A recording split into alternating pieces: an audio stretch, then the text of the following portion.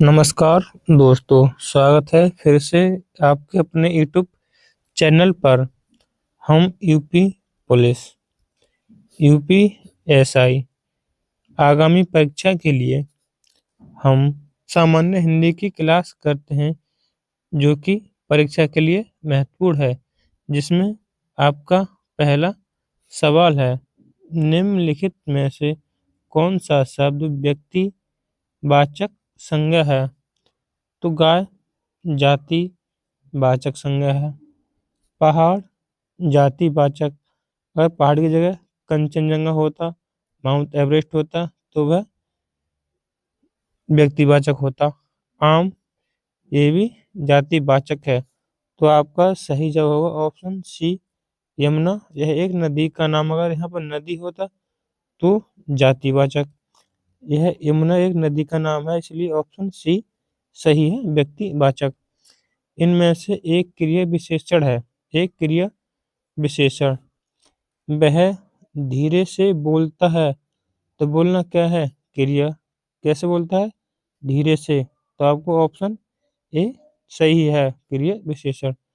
वह काला कुत्ता है। तो ये कुत्ता संज्ञा शब्द है, इस संज्ञा शब्द की विशेषता बता रहा है। रमेश तेज धावक है, इसमें भी नहीं। सत्यवादी सुंदर होती है, इसमें भी नहीं।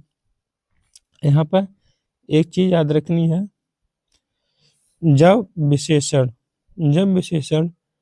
संज्ञा से पहले आता है तो उसे उद्देश्य विशेषण कहते हैं। जब विशेषण संज्ञा के बाद आता है तो उसे विधेय विशेषण कहते हैं। अगला सवाल तीसरा, मैं खाना खा चुका हूँ। मैं खाना खा चुका हूँ मतलब काम अभी अभी हुआ है। तो इसमें कौन सा भेद है? आसन्न भूत नहीं होता, पूर्ण वर्तमान संदिग्ध भी नहीं। तो आपको ऑप्शन सी आसन्न भूत, मैं खाना खा चुका हूँ, काम अभी अभी हुआ है। अगर यहाँ पर आसन्न भूत नहीं होता तो इसमें पूर्ण वर्तमान, कौन सा? पूर्ण वर्तमान और आसन्न भूतकाल एक समान होते हैं। ठीक।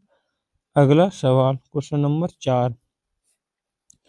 निम्नलिखित पद एक प्रत्यय लगने से बने हैं, इनमें से कौन सा पद गलत है? तो यह पाक्षिक। तो पक्ष शब्द में एक लगा है। एक है भौमिक, इसमें भूमि में एक प्रत्यय लगा है। एक है देविक, इसमें देव में एक प्रत्यय लगा है। Option C. सामाजिक में ई प्रत्यय लगा नहीं है। अगर इसमें ई प्रत्यय लगा दें तो यह सामाजिक हो जाएगा, ये सा दीर्घ हो जाएगा। तो ऑप्शन सी सही। हिंदी की उत्पत्ति किस अपभ्रंश से हुई है? तो इसमें आपका सही जवाब होगा बी, शौरसेनी अपभ्रंश से। शौरसेनी अपभ्रंश से एक हिंदी और राजस्थानी उत्पत्ति हुई है। मागधी अपभ्रंश से बिहारी हिंदी। कौन सी? बिहारी हिंदी। अर्धमागधी से पूर्वी हिंदी। आपका अगला सवाल 6, वचन वल्दना। सही विकल्प पर चुने। बहु। अगर आपको कोई लघु मात्रा वाले को बहुवचन में बोलता है तो उसकी मात्रा लघु हो जाती है। अगर आप दीर्घ मात्रा किसी को, उससे लघु मात्रा हो जाती है, बहुवचन में बोलते हैं। जैसे बहु, ये नहीं हो सकता। बहु ये नहीं हो सकता। ऑप्शन डी बहु ये नहीं हो सकता। तो आपका सही जवाब होगा ऑप्शन ए बहु। जैसे बधु। बधु इस प्रकार लिखा जाता है, इसमें दीर्घ मात्रा है। अगर इसमें हम बहुवचन बनाएंगे तो बा धुएं फिर लघु ए, बधुएं हो जाएगी। ठीक। ये लिखिए बहुओं। तो हम इसका तिर्यक रूप बना सकते हैं। बहुओं कोई शब्द है, इसका तिर्यक बहुवचन। जैसे बहुओं को साड़ी दिलाई, तो यहाँ पर बहुओं का तिर्यक रूप होता। इसी प्रकार नारी। नारी में दीर्घ मात्रा नारी, और उसको नारियां लिखेंगे तो ना फिर लघु मात्रा लग जाएगी, फिर या नारियां। इस प्रकार रूल है। क्वेश्चन नंबर 7, निम्नलिखित में से उपसर्ग रहित शब्द कौन सा है? तो ऑप्शन बी में सु उपसर्ग है। सु। निर्बल में नी प्लस बल, जो कि इसमें विसर्ग संधि है और इसमें निर ऐसे भी बन जाएगा आधार। इसमें बी उपसर्ग है, बी नम्रता। ऑप्शन ए कुलीन में उपसर्ग नहीं है। जातिवाचक संज्ञा से भाववाचक संज्ञा के निर्माण का उदाहरण है। तो जातिवाचक संज्ञा से भाववाचक, आपको याद रखना है भाववाचक कितने प्रकार से निर्माण होती है। तो भाववाचक 5 प्रकार से निर्मित होती है, जैसे जातिवाचक संज्ञा और सर्वनाम से, क्रिया से, विशेषण से और अव्यय। कितनी? 5 प्रकार से। तो लड़का जातिवाचक है, लड़कापन यह भाववाचक। तो ऑप्शन सी सही है। अगर भाववाचक को हम बहुवचन में बदलते हैं तो वह जातिवाचक में बदल जाता है, जैसे बुराई। बुराई एक भाववाचक है। अगर इसे बहुवचन में बदल देंगे बुराइयां, तो यह जातिवाचक में बदल जाती है। आपका अगला सवाल, हिंदी शब्दकोश में खा का क्रम किस वर्ण के बाद आता है? हिंदी शब्दकोश में खा, तो खा, वैसे खा, का और खा, ठीक। लेकिन इसमें इसके बाद नहीं आएगा, क्योंकि ये छा शब्द है ना, का प्लस सा से मिलकर बना होता है।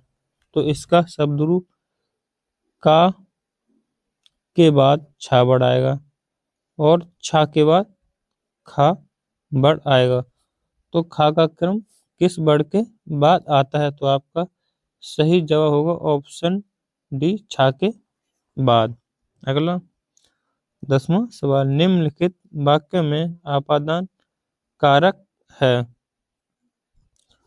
राम ने रावण को तीर से मारा। इसमें तो कई कारक हैं। टोटल कारक कितने होते हैं? 8। एक वाक्य में 8 कारक हो सकते हैं, ठीक। लेकिन इसमें पूछता तो इसमें रेखांकन करके पूछेगा कि कौन सा कारक है। मदन से अब सहा नहीं जाता, इसमें भी नहीं है।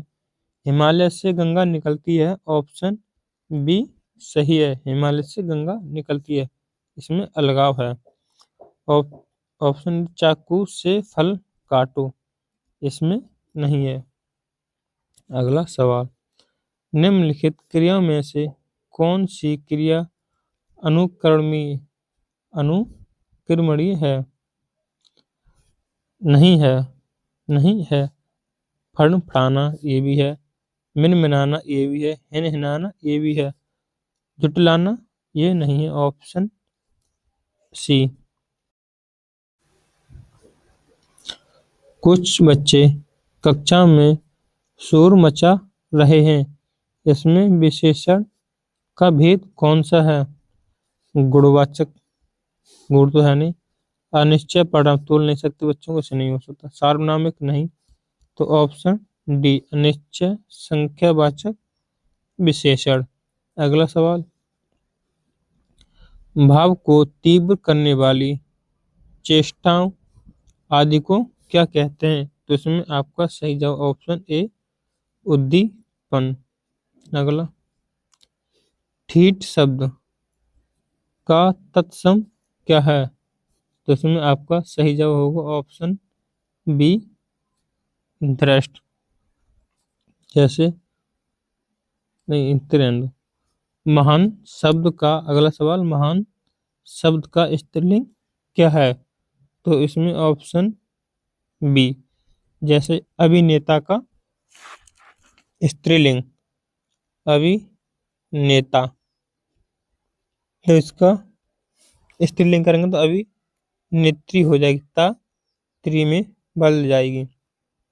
जैसे आचार्य, आचार्य का स्त्रीलिंग करेंगे तो इसमें आ बड़ा हो जाएगा आचार्य। रिक्शा के शब्द का,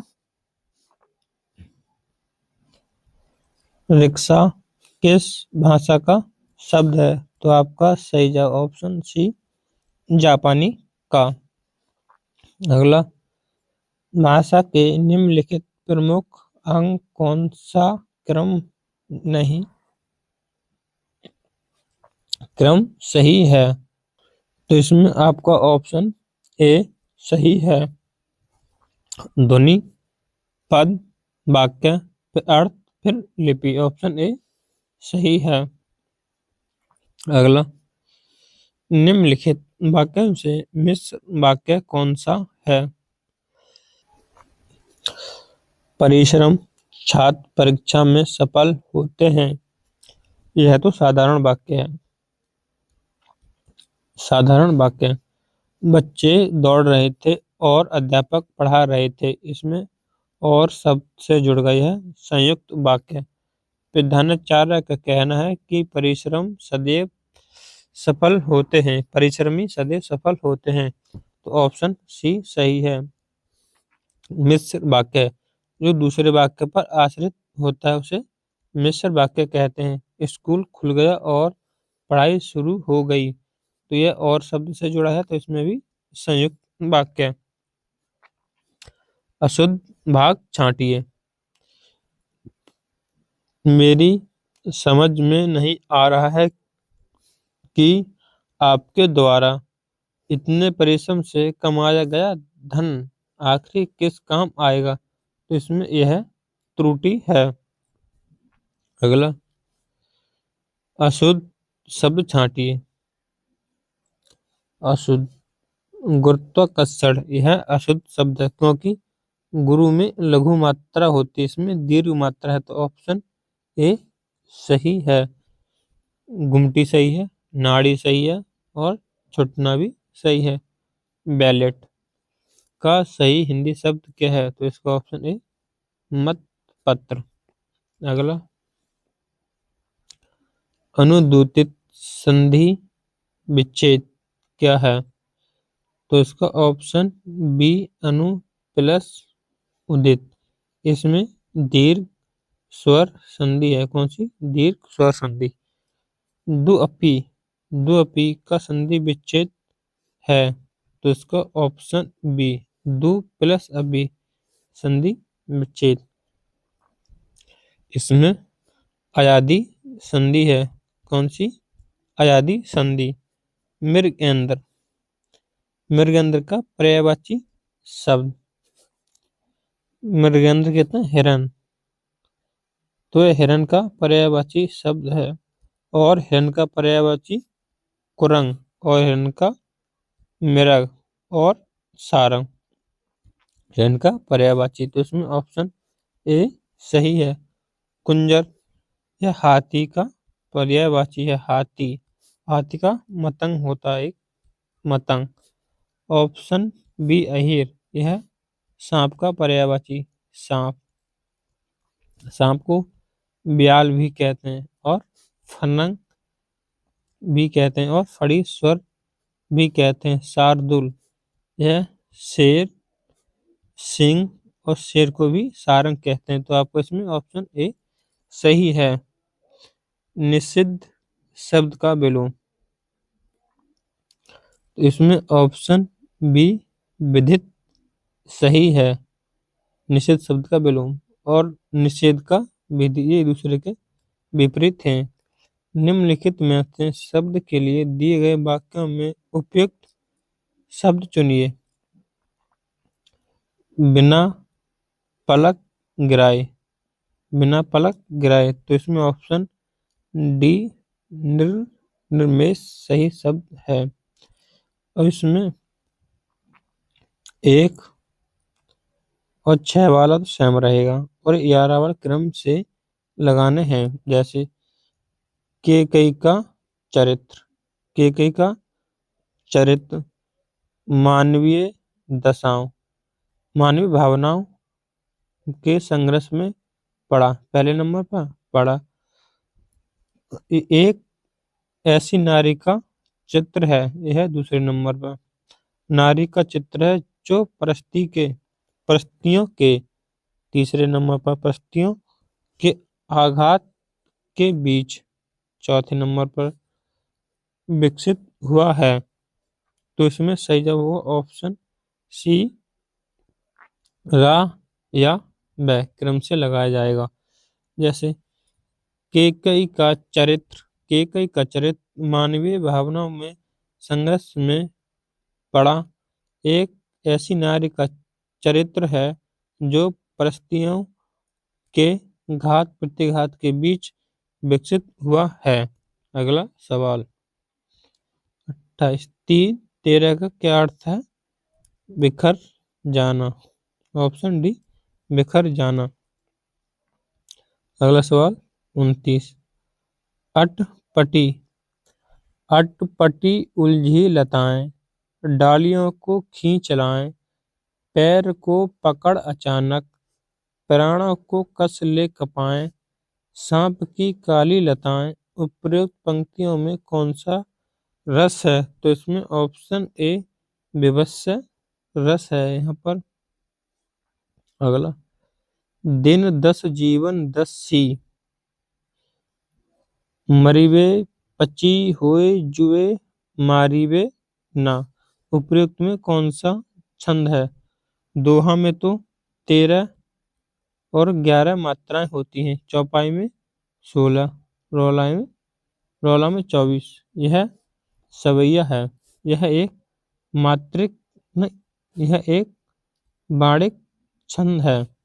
सवैया में 22 से लेकर 26 मात्राएं 26 वर्ड होते हैं। जैसे प्रकार गिने 1 2 3 4 5 6 7 8 9 10 11 12 13 14 15 16 17 18 19 20 21 22 23 24।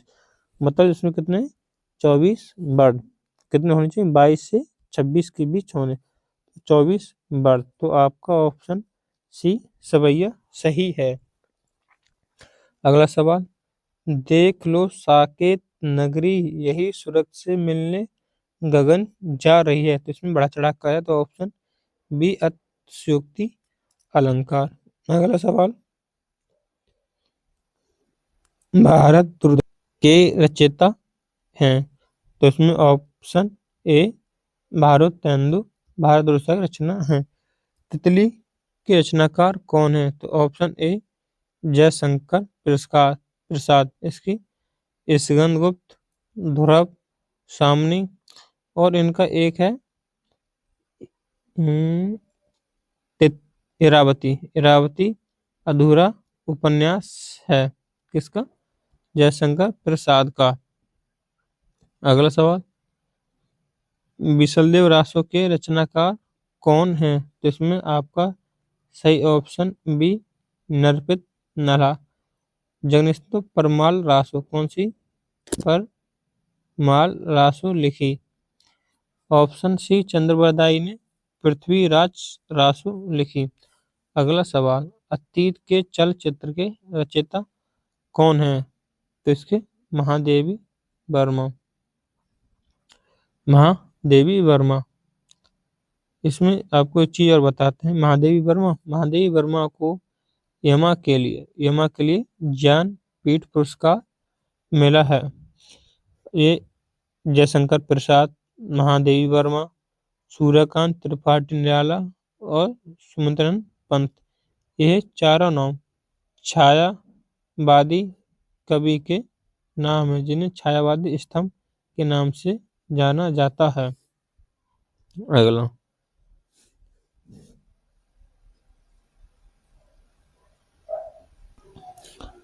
आपके लिए है गद्यांश दिया गया। क्या गद्यांश? गद्यांश में पढ़ चुका हूँ इसको पहले। मैं आपको क्वेश्चन की ओर दिखाता हूँ, क्योंकि डिस्प्ले पर आएगा नहीं, इतना छोटा क्वेश्चन नहीं आ गया। ठीक, आपको नहीं दिख रहा होगा फिर। चलो मैं बताता हूँ। समय को बेकार बताने का क्या नतीजा होता है? तो उसमें अपने कार्य को असफलता। ऑप्शन ए सही है। समय को मूल्यवान क्यों माना जाता है? समय की जीवन में उपयोगिता के कारण, सफलता का आधार होने के कारण। तो ऑप्शन सी उपयुक्त दोनों हैं। अगला सवाल 38। वात्स्य रस का सम्राट किस कवि को कहा जाता है? तो आपका सही सब होगा ऑप्शन सूरदास। इनकी ब्रज भाषा भी है, ब्रज भाषा। कबीर की उलट वासियों में कौन सा रस प्रमुख है? तो ऑप्शन बी अद्भुत रस। अगला हिंदी साहित्य का आदिकाल के लेखक कौन है? तो इसमें ऑप्शन बी हजारी प्रसाद द्विवेदी सही है। अगर आपको वीडियो पसंद आती है हमारी, तो चैनल को जरूर सब्सक्राइब करें। जय हिंद, जय भारत।